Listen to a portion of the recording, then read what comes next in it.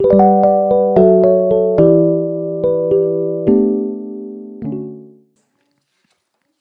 오늘 설교 제목은 우리의 믿음을 강화시키는 성례라는 제목으로 말씀을 나누겠습니다.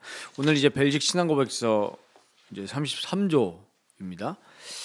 이제 다음 주에는 세례에 대해, 성례 중에 세례에 대해서 나누고, 그 다음에 성찬에 대해서 나누고, 그 다음 나눌 부분이 이제 국가와 정부에 대한 부분이 나오고, 마지막에 이제 최후 심판 정리를 하게 되면 이제 벨직 신앙고백서 설교는 다 마치게 됩니다. 그래서 이제 여러 가지로 좀 기도를 하고 있는데 계속 신앙고백서를 이제 사실 계속 이 공부하는 설교로 계속 이어 나가려고 했는데, 어쨌든 우리 오후 예배 때는 우리 신앙의 그 기초 교리를 계속 단단히 좀 세워 나가는 일에 계속 이렇게 집중을 하려고 합니다. 그래서 다음 설교는 지금 좀 기도하고 준비하고 있는 것은 다음에 또 언젠가는 우리 웨스민스터 신앙 고백서도 당연히 이제 배우려고 하지만은 이 벨직 신앙 고백서가 끝난 이후에는 좀 우리가 이 시대를 보면서 하나님이 우리에게 말씀하신 성경과 또 그 성경을 가지고 지금 교회사 2000년 동안에 이 정립되어진 그런 신앙 고백의 내용들과 교리가 있고 그게 굉장히 중요하거든요.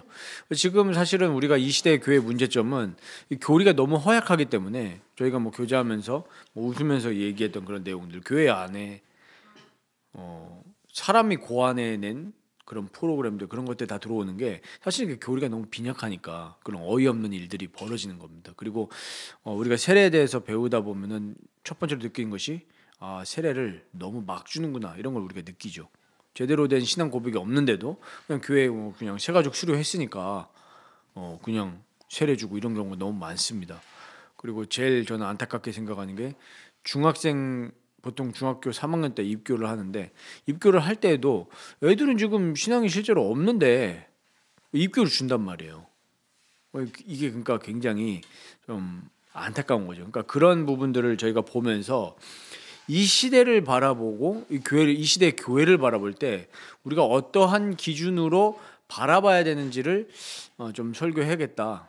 좀 그런 좀 기도가 되어지더라고요. 예를 들면 우리가 직장 생활에서 술을 먹는데, 그럼 우리가 그리스도인으로서 어떻게 생각하고 어떻게 대처하고 행동해야 되는가, 그거를 우리 성경과 교리에 입각해서 좀 우리가 세계관 이 교육이 필요하겠다, 그런 좀 생각이 들더라고요. 사실 세계관이라는 단어까지 안 가도 되거든요. 사실은 하도 그게 희미해져 있으니까 세계관 교육 이렇게 되는데, 사실 세계관 교육 할 것도 없이 그냥 우리가 성경으로 올바르게 무장되어지고 성령의 감화 감동을 받고 있으면 분별이 되어지는 거죠, 자연스럽게. 네, 그만큼 지금 이 시대가 말실진말이라는 증거 중에 하나고, 교회가 비진리로 오염되었다는 것을 나타내는 반증이기 때문에 어쨌든 그런 교육들이 좀 필요한 것 같아서 앞으로 오후 예배 시간에 좀 그런 중심으로 좀 설교를 교리와 함께 나누도록 하겠습니다. 조금 더 우리 현실 삶 속에서 좀 적용이 좀 될 수 있도록 그렇게 좀 도와드리려고 기도하고 있습니다. 또 같이 기도해 주시면 좋겠습니다. 오늘 우리의 믿음을 강화시키는 성례, 이렇게 제목을 잡았는데, 성례가 우리에게 주는 유익과 은혜들이 너무나 많은데 많은 성도들이 잘 모르고 있습니다. 왜 모를까요? 신앙의 기초를 올바르게 쌓지 않기 때문에 일어나는 일들입니다. 그러니까 당연히 가르쳐야 될 내용들을 가르치지 않으니까 교회가 자꾸만 빛과 소금이 되는 게 아니라 세상과 타협을 하죠. 그래서 우리 한때 미국에서 뭐 이머징 처치라든지 이런 것들이 굉장히 비판을 많이 받았죠. 그래서 마이클 호튼 교수님도 뭐 예를 들면 그리스도 없는 기독교, 겉은 교회 모양을 띠는데 실제로 내용은 이 기독교가 말하는 그 내용이 아닌 거예요. 그러니까 우리가 성례도 주님이 제정하셨기 때문에 올바르게 시행하고 그걸 누려 나가야 되는데 잘 모르는 경우가 태반입니다. 자, 그래서 우리가 신앙의 기초를 잘 놓고 단단히 우리가 신앙의 기초 위에 뿌리를 내리면서 성장해 나가야 될 줄 믿습니다. 그럼 오늘 이제 첫 번째로 성례가 무엇입니까? 성례는 우리에게 하나님의 약속을 인치시고 우리를 향한 하나님의 선하신 뜻과 은혜의 보증이 되고요, 또 우리의 믿음을 키우고 강하게 하기 위해서 우리에게 성례를 제정해 주셨습니다. 이게 성례입니다. 그러니까 하나님의 약속을 인치시는 거예요. 인치시고 사인이죠. 표지가 되는 겁니다. 그리고 하나님의 뜻과 은혜의 보증이 돼요. 이 성례가 세례와 성찬을 통해서 그 하나님의 은혜의 보증이 나타나게 되시죠. 거기서 그냥 사인, 표지로 끝나는 것이 아니라 우리의 믿음을 키우고 강하게 하는 역할까지 하는 겁니다. 우리가 보통 이미 세례를 받은 분들은 성찬만 자꾸 이제 성례로 생각하기가 쉬운데, 세례도 세례 받는 사람이 있지만 세례식 할 때 우리도 같이 그걸 보잖아요. 그러면서도 우리의 믿음이 성장해 나가는 겁니다. 뒤에도 말씀드리겠지만 이 보여지는 말씀이거든요. 이 성례가 우리 시각으로요. 그래서 우리가 보통 우리 장로교에서는 세례를 주지 않습니까? 근데 물론 뭐 침례교에서는 이제 침례를 주는데 뭐 그 방식 가지고 세례 침례 이렇게 나뉘지만, 사실 우리 뭐 성경대로 보자 하면은 뭐 침례도 맞는 거죠. 침례가 더 맞을 수도 있죠. 근데 우리가 이제 어쨌든 지금 이제 물로 세례를 주는데, 뭐 세례를 했든 침례를 했든 우리가 뭐 똑같이 많은 효력이 있는 건데, 누가 이제 그런 이제 얘기를 한번 했던 적이 있어요. 우리가 세례, 보통 우리 기독교인들이 세례에 대해서 그냥 너무나 형식적으로 넘어가는데, 형식적으로 넘어갈 게 아니라 오늘 나눈 내용의 말씀이기도 하지만 우리에게 굉장히 믿음을 불러일으키는 시간이기도 하거든요. 그런 의미에서 뭐 보통 외국의 영상에 그런 장면 많이 나오잖아요. 미국 같은 데 보면은 침례를 주면서 침례 물속에 완전히 잠기고 이제 그 침례자인 목사가 일으키면서 이렇게 안아주고 할 때 보면 표정들이, 보셨습니까 혹시? 안 보셨나요? 그러면 공감이 안 되는데, 보면 우리 보통 일반 교회에서 세례를 줄 때 보면은 이제 침례자 목사가 나는 성부와 성자와 성령의 이름으로 세례를 주노라 이렇게 하면서, 보통 사람들이 이제 보는 게 막 항상 그때 막 그리스도의 그 인치심과 물과 피로 거듭나게 하는 이런 걸 보기보다도 뭘 보냐면 목사님 좀 물 많이 뿌리셨다. 아주 애기가 유아세례를 주는데 애기한테 막 물이 막 이렇게 질질 흐르고 있어. 야, 목사님 물 너무 많이 부으신 거 아닌가? 어떤 분은 뭐 이게 찍는 둥 마는 둥 막 이렇게 찍으니까 사람들이 이제 세례식 하면서 그 이제 큰 교회는 다 이게 있으니까요, 스크린이. 그거 보면서 다들 그거만 보고 있는 거예요. 발장 끼고 물 많이 뿌리셨네 만에. 근데 사실 우리가 세례식에 참여할 때, 그리고 우리 완전히 죽었다가 그리스도 새 사람이 되는 것에 대한 이 감격과 감사가 세례 받는 본인뿐만 아니라 이미 교회의 멤버, 가족이 된 사람들도 감격과 감사와 감동을 느껴야 되는데, 너무 형식화된 거예요 지금 우리 한국 개신교회 세례가. 근데 우리 침례하는 그런 외국의 이런 영상들 보면 뭐 미국이나 중남미 쪽, 특히 중남미 쪽 사람들은 더 이렇게 조금 그런 경향들이 있는데, 물속에 완전히 빠져나왔다가 목사 이게 이렇게 침례자가 담궜다가 일어날 때 보면은 그 본인도, 침례를 받는 본인도 엄청 찬양하면서 너무 기쁜 게 느껴지고 옆에 있는 사람들도 다 박수를 치는 거예요. 근데 우리의 세례에 어떤 그런 감동이 좀 없는 게 사실이거든요.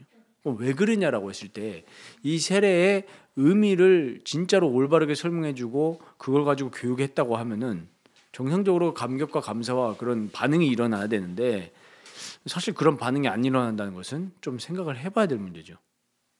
그냥 하나의 그냥 세레모니에 그치고 말아버린 겁니다. 그래서 우리가 약속을 인치셨고 보증이 되고 우리의 믿음을 강하게 하기 위해서 우리에게 성례를 제정해 주셨다면, 우리는 이 세례에 있어서 굉장히 많은 것을 묵상해 봐야 됩니다. 창세기 17장 이제 우리 여기 이 첫째 문단에 나오잖아요. 이거 보십시오.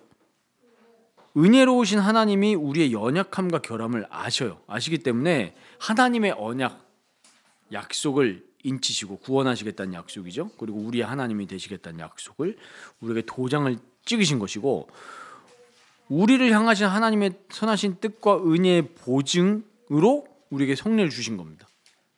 창세기 17장 한번 보시기 바랍니다. 이제 할례에 대해서 나오지 않습니까? 이제 구약의 성례라고 볼 수 있는 거죠. 17장 9절에 보면은 하나님이 또 아브라함에게 이르시되 그런즉 너는 내 언약을 지키고 내 후손도 대대로 지키라. 너희 중 남자는 다 할례를 받으라. 이것이 나와 너희와 너희 후손 사이에 지킬 내 언약이니라. 너희는 포피를 베어라. 이것이 나와 너희 사이의 언약의 표징이니라 하면서 모든 남자는 난 지 8일 만에 할례를 받아라. 너희 집에서 난 자든지 너희 돈으로 산 자든지 할례를 받아리니 이에 내 언약이 너희 살에 있어 영원한 언약이 되려니와 할례를 받지 아니한 남자 곧 그 포피를 베지 아니한 자는 백성 중에서 끊어지리니 그가 내 언약을 배반했음이라. 자, 이게 구약의 성례입니다.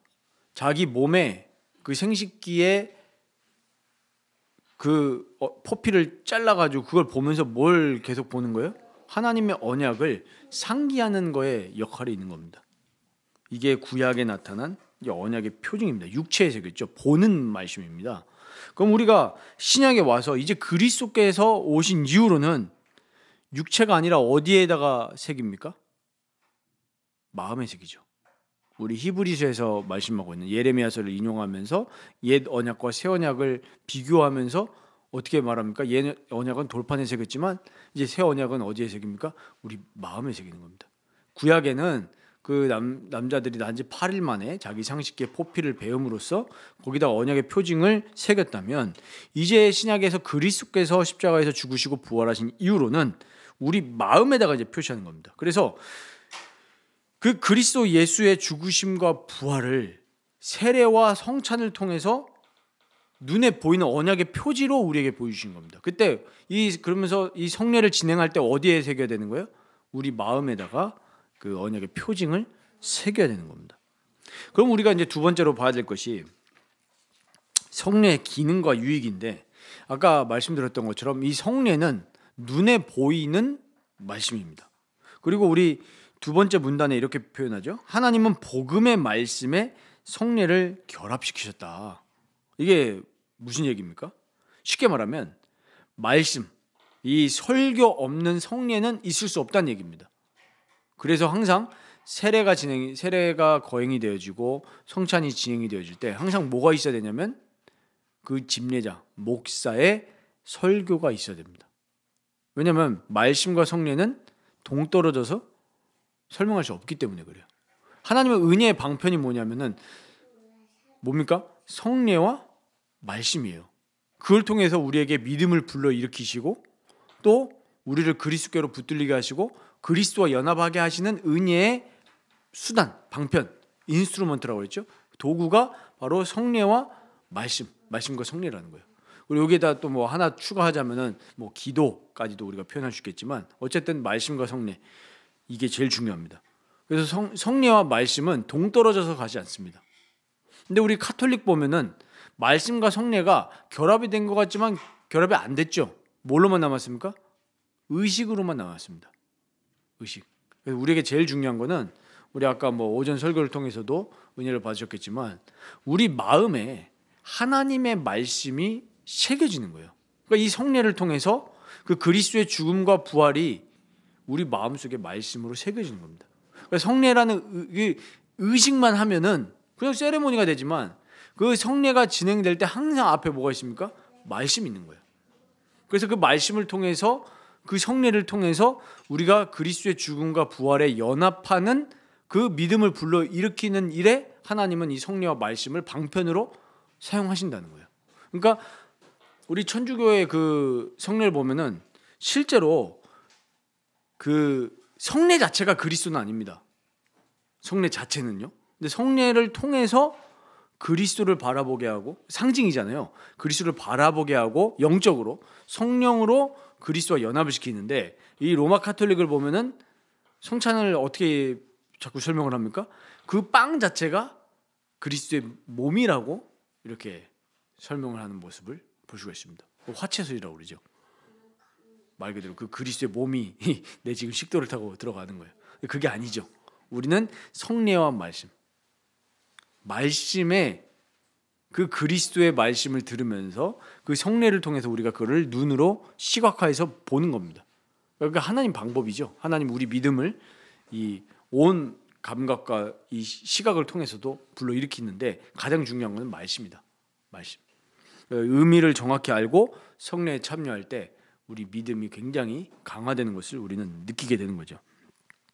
그래서 우리가 세례와 성찬에 참여할 때 가장 중요한 게 뭐냐면 우리를 위해서 죽으시고 부활하신 그리스도께 시선을 두고 깊이 생각하고 묵상해야 되는 것이 가장 중요한 포인트입니다. 그래서 이제 아마 저희 이제 가을에 추수감사절 때쯤 되면은 저희도 이제 세례가 뭐 유아 세례죠. 저기 뒤에 있는 저 아이 저 유아 세례를 이제 해야 될 것 같은데, 이제 교육하면은 이제 뭐 부모 교육을 하지 않습니까? 우리 뭐 장로님들이 또 교육을 하셔야 되겠고. 그런데 참 뭐랄까요, 이게 너무나 지금 한국 교회가 전 세례와 성찬이 간소화돼 있고, 또 해도 이 의미가 정확히 전달이 안 되니까 성도들로 왜 참여하는지도 모르고, 좀 이런 좀 안 좋은 경향이 많이 들어와 있습니다. 그래서 우리가 철저하게 그리스도께 시선을 두고, 또 우리가 이 단순히 기념으로만 끝나는 것이 아니라 그걸 준비하고 또 시행하고 또 시행한 이후에도 계속 좀 그리스도의 죽음과 부활에 연합하는 그 유익을 우리가 계속 누려 나가야 됩니다. 그래야지만이 정말 우리가 신앙생활의 매너리즘에 빠지지 않고, 아까도 이제 우리 소멸하는 불 저도 굉장히 은혜를 받았는데, 정말 우리가 시선을 그리스도께 둘 때 그 그리스도의 죽음과 부활이 성령의 역사를 통해서 나의 마음을 뒤집어 놓는 그 일이 일어나야 될 줄 믿습니다. 그렇게 되어질 때 진짜 나라고 회복이 되는 거죠. 저도 이번 주에 기도하고 묵상을 하다가 노트도 계속 쓰고 그렇게 했는데, 사람들은 지금 이제 우리 좀 있으면 이 대통령 선거가 있지 않습니까? 그러니까 뭐 또 난리죠. 앞으로 뭐 주님 오시는 날까지 계속 될 거지만은 교회가 정신을 차려야 되는 문제거든요, 이거는. 그러니까 악한 정치인이라든지 악한 지도자가 나올 때는 항상 어디에 사인이냐면은 교회에 사인 있는 겁니다. 교회가 문제예요. 근데 사람들은 뭣도 모르고 정치인을 욕합니다. 정치인 욕할 문제가 아니라 믿는 자들이 믿는 자의 역할을 똑바로 안 했기 때문에 사회가 부패가 되는 거예요. 누구 탓할 게 없어요. 우리 바다의 염분이 몇 퍼센트 되는 줄 아십니까? 0.4%밖에 안 돼요. 근데 그 0.4%의 소금이 전체를 부패를 막고 생명력을 유지시킨단 말이에요. 바다 전체를요. 그래서 이 0.4%는 1000명 중에 우리 1000명의 시민이 있다면 그리스도인들이 40명밖에 안 되는 거예요. 0.4%면. 예수님이 우리 보고 소금과 빛이라 하셨지 않습니까? 우리가 소금과 빛이 되면 사회의 부패를 막는 거예요. 그러니까 우상 숭배하는 민족일수록 뭐가 강합니까? 사회 부패가 강해요. 도덕성이 완전히 현저하게 터무니없단 말이에요. 그래서 어느 분이 그런 이제 질문을 던지면서 메시지를 하시는데, 일본은 우상 숭배를 그렇게 많이 하잖아요. 그런데 왜 도덕성이나 질서가 우리나라보다 낫습니까? 저 그 생각 해본 적이 없거든요. 일본 우상 숭배 많이 한다고 보통 우리가 그러잖아요. 그러면서 이제 하신 얘기가 뭐냐면, 일본은 겉에 눈에 보이게 우상들 엄청 많이 세워놓잖아요. 진짜 동네 골목에만 가도 신사들이 있거든요. 근데 얘기하는 게 뭐냐면, 일본은 보이게 우상을 세워놓는데 우리 이 한국 사람들은 마음에다가 우상을 수없이 깔아놓은 거예요. 마음에다가. 근데 성경은 우리 아까도 설교 들었지만 보이든 보이지 않든 우리가 하나님보다 더 사랑하면 우상이라고 말하는 거예요. 근데 지금 가장 모범을 보여야 될 우리 그리스도인들이, 한국의 그리스도인들이 마음의 우상이 너무 많은 거예요. 교회는 다니고 일본보다 교회는 많은데 실제로 도덕성과 질서와, 물론 다 세상은 모든 사람이 죄인이기 때문에 다 나쁘죠. 그런데 우리가 겉으로 봤을 때 평균적으로 이 민도가 우리나라 사람들이 불법을 더 많이 행하고 부정직하고 더 타락하고. 그래서 한 예로, 예전에 뭐 저도 정확하게 무슨 영화인지 모르는데 혹시 일본 드라마나 영화 보신 적 있습니까? 제가 깜짝 놀란 건 뭐냐면은 생각보다 순수해요. 생각보다. 약간 좀 오글거리고 유치하다 할 정도로 생각보다 순진하거든요. 근데 우리가 보통 일본 타락했다 이 이미지만 보면은 일본의 뭐 그런 성인 그런 산업이라든지 그런 뭐 그런 것들 있지 않습니까? 그런 게 발전했으니까 쟤네들 타락했다라고 하지만 실제로 공중파의 그런 것들 보면 생각보다 순수한 게 많아요. 그래서 예전에 일본에서 그 어느 뭐 영화가 개봉했는데 너무 선정적이어서 일본에서는 커트가 된 거예요. 근데 그게 우리나라에 들어올 때는 문제 없이 통과가 됐다는 거예요. 그러면서 이제 그 보통 유통사들이 이제 홍보를 어그로를 끄는 게 뭐냐면, 일본에서도 통과되지 않았는데 우리나라에서 개봉이 됐다 이러면서 이제 그렇게 했던 적이 있다고 하더라고요. 단편적인 것으로 우리나라 사람들은 굉장히 깨끗한 척하고 하지만 실제로는 더 썩은 거예요. 우리나라만큼 음란한 민족이 없는 것 같아요. 저는 개인적으로. 막 겉으로 맨날 일본 욕하죠. 일본은 쟤네들 음란해 이러는데 제가 볼 때 우리가 더 음란한 것 같아요. 겉으로는 깨끗한 척하면서 속으로는 우리나라의 그 예전 제가 몇 년 전에 본 통계 중에 하나가 50대 이상의 그 바람 피는 퍼센테이지가 몇 퍼센트나 아십니까? 기혼 남녀 50%가 넘는데요. 우리나라 심각하게 음란한 민족입니다. 우리가.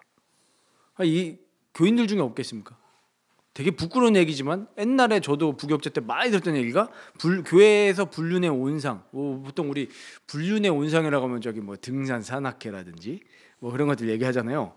교회 내 불륜의 온상이 성가대다 이런 얘기가 되게 많이 들렸어요. 실제로 제가 들은 것도 있고.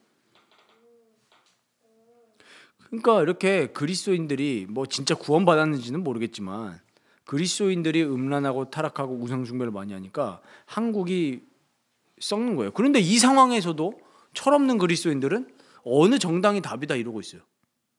저는 그거 보고 좀 미친 거다. 그거는 정치인 욕할 게 아니라 물론 저도 욕할 때 많지만은 그래서 저도 가만히 생각해보자. 이게 우리의 문제다. 우리가 썩었으니까 사회가 이렇게 되는 거다. 우리가 제대로 소금과 빛의 역할을 하면 사회는 정화되게 돼 있어요. 사회가 정화가 안 되고 너무나 많은 사람들이 사기치고 아까도 뭐 설교 중에 얘기하셨지만 한 기업의 대표가 장로님인데 사회 사람들이 그걸 보면 욕해요. 도덕성이 탁월해야 될 목사와 장로가 더 타락한단 말이에요. 왜 그랬습니까? 성령의 불이 없는 거예요. 지금 한국 교회에.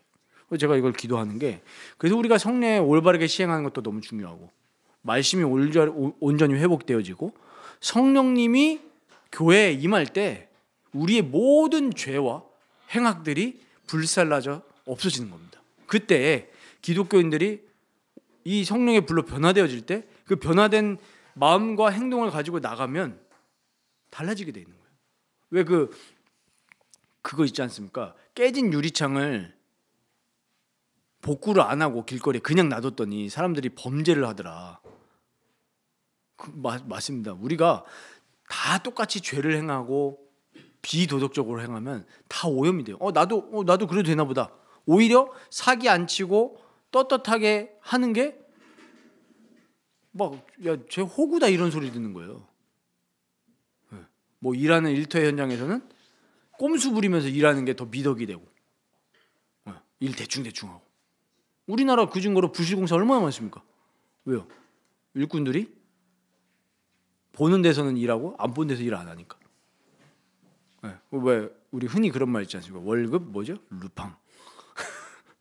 일을 안. 근데 우리 진짜 기독교인들은 사장님이 안 봐도 최선을 다해서 일해야 되는 게 우리 기독교인들의 역할이거든요. 그러니까 우리가 이 성례가 말씀드리다가 이 말씀 드린 이유는 우리가 온전하게 신앙생활을 하고 그리스도의 죽음과 부활에 연합이 되어지면 당연히 우리가 우상 숭배하는 게 아니라 하나님을 사랑하는 마음으로 계속 변화되어지고 이웃을 사랑하는 마음은 당연히 나오게 돼 있거든요. 그러니까 하나님을 사랑하는 민족은 다른 사람에 대해서도 사랑하게 돼 있습니다. 근데 그 사랑을 뭐 우리 옛날에 들었던 표현으로 무조건 살린다 이런 사랑이 아니죠. 하나님의 공의와 사랑이 같이 있기 때문에 진정한 사랑은 나쁜 걸 봤을 때 올바르게 직언도 해줄 수 있고 아픈 마음으로 아까도 치리 얘기했지만 진짜 아픈 마음으로 형제야 그러면 안 된다 이런 얘기를 해줄 수 있는 그런 기독교 문화가 사회를 이렇게 뒤집을 때 사회도 바뀌는 겁니다. 근데 진짜 제일 안타까운 모습들이 이 교인들조차도 심지어 목사들조차도 특정 정치인이 답이다 이러고 있으니 좌우 다 똑같이요. 이게 진짜 한국 교회가 못 배워도 한참 못 배웠구나. 못 배운 거예요. 진짜 우리가 성령의 소멸하시는 불을 딱 받아버리면 성령이 임하면 첫 번째 나오는 게 뭐가 나옵니까? 회개와 자복이 나오게 됩니다. 남 탓하는 게 아니라 내가 죄인입니다. 우리 평양의 대부분 운동이 일어날 때 뭐가 먼저 일어났습니까? 회개요. 마을에서 뭐가 다 일어나면 회개가 일어나는 거예요. 내가 하나님 사랑하지 않고 이렇게 이웃에게 도둑질했습니다. 이렇게 자복을 하니까 진짜 대부흥이 일어난 거예요. 그러면은 지금도 마찬가지죠. 성령은 항상 동일하시니까 부흥이 일어날 때 전조가 뭐냐면 그래서 제일 어두워요. 사회가 제일 어둡습니다. 그럼 우리가 우리 사회를 보면서 어둡다고만 생각할 게 아니라 어둡다는 얘기는 회개가 일어나기 전이구나. 그럼 우리가 기도해야 될 게 뭐죠? 하나님, 우리에게 성령의 불을 내려주옵소서. 근데 우리가 보통 성령의 불 하면 옛날에 인식이 뭐였습니까? 자꾸 은사주의로 가죠. 근데 진짜 성령의 불은 뭡니까? 우리를 회복시키시고 회개시키시고 그리스도와 연합하게 하셔서 성령의 열매 맺게 하신단 말이에요. 그랬을 때 사회의 도덕성도 올라가죠. 왜? 하나님 앞에서 살려고 하니까. 네. 정치나 제도적은 그냥 일반 은총적인 영역입니다. 네. 우리도 하나님 허락하신 거니까요. 경찰이 없으면은 이 하나님 안 믿는 사람들 다 범죄하고 다닐 텐데 사회가 유지가 되겠습니까? 그러니까 하나님이 이런 법과 제도도 허락하신 거죠. 근데 진짜 법은 하나님의 법이잖아요. 그리스도의 통치를 받는. 그렇게 되어질 때 우리가 정말 회개하고 올바르게 하나님 사랑하면서 음란을 버리고 거룩함을 따를 때 사회도 거룩해질 수 있습니다. 그때 우리나라 진짜 회복이 되는 거예요. 그래야 진짜 또 세계 선교를 감당할 수 있는 그런 나라로 하나님이 사용을 하시겠죠. 그래서 오늘 성례에 대해서 좀 나눴는데 언약의 표지라는 걸 기억하시고 이제는 구약의 할례처럼 육체에다 새기는 것이 아니라 우리 마음에다가 그 그리스도의 죽음과 부활을 새긴다. 그렇게 이해를 하시고 그냥 단순한 세레모니에서 끝나는 것이 아니라 정말 우리의 이 온 전인격이 그리스도와 연합하는 그런 세례와 순례가 될 수 있도록 또 기도해 주시고 또 저도 그런 부분들을 계속 좀 교육을 하면서 앞으로 우리 교회에서 시행이 될 성찬식 뭐 매달 하고 있지만 또 그리고 우리 세례에 대한 부분들도 함께 기도해 주시고 특히 이제 우리가 세례가 진행이 되질 때 정말 온 성도가 감격하고 그리스도로 우리 감사할 수 있는 또 그런 세례식이 될 수 있도록 또 지금부터 기도해 주시면 좋겠습니다. 그래서 정말 새로운 가족들이 정말 하나님을 모르다가 그리스도를 모르다가 우리 라이프교회를 통해서 복음을 듣고 정말 구원받고 또 세례 받을 때 얼마나 감격입니까?